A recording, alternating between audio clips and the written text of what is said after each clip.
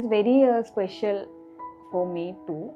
കാര്യം she's very special for me. അതുകൊണ്ട് അവളെ വീട് പാലുകാച്ചുന്നത് എൻ്റെ വീട് പാലുകാച്ചുന്ന പോലെയാണ്. വീടെന്ന് പറയുന്നത് പല ആൾക്കാരുടെയും വലിയ സ്വപ്നമാണെന്ന് ഞാൻ തിരിച്ചറിഞ്ഞത് ഇവരൊക്കെ എൻ്റെ ലൈഫിൽ വന്നതിന് ശേഷമാണ്. ഞാനൊന്നും ഒരിക്കലും അതിൻ്റെ വിലയൊന്നും മനസ്സിലാക്കാതെയാണ് ഇത്രയും കാലം ജീവിച്ചതെന്നൊക്കെ എനിക്ക് തോന്നിപ്പോയ ഒരു നിമിഷമായിരുന്നത്. അവളുടെ വലിയൊരു സ്വപ്നമായിരുന്നു അവൾക്ക് ഒരു വീട് വെക്കുക എന്നുള്ളത്. കുറേ സ്ട്രഗിൾസും കാര്യങ്ങളൊക്കെ കഴിഞ്ഞ് ഫൈനലി ആ വീട് വെച്ചു. അതിൻ്റെ പാലുകാച്ചാണെന്ന് എനിക്ക് അത്രയും സന്തോഷമുണ്ട്. I M so much proud about Har.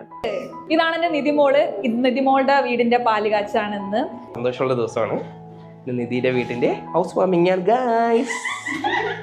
അപ്പം നമ്മൾ കുറേ വർഷമായി കാത്തിരുന്ന ഒരു നിമിഷമാണിത്. എന്നൊരു കാര്യമാണ് എന്ന് എന്നെ കണ്ട അന്നോട്ട് പറയുന്ന ഏറ്റവും അവളെ ജീവിതത്തിലെ ഏറ്റവും ആഗ്രഹമുള്ള ഒരു കാര്യമായിരുന്നു ഒരു വീട്, സ്വന്തമായിട്ടൊരു വീട്.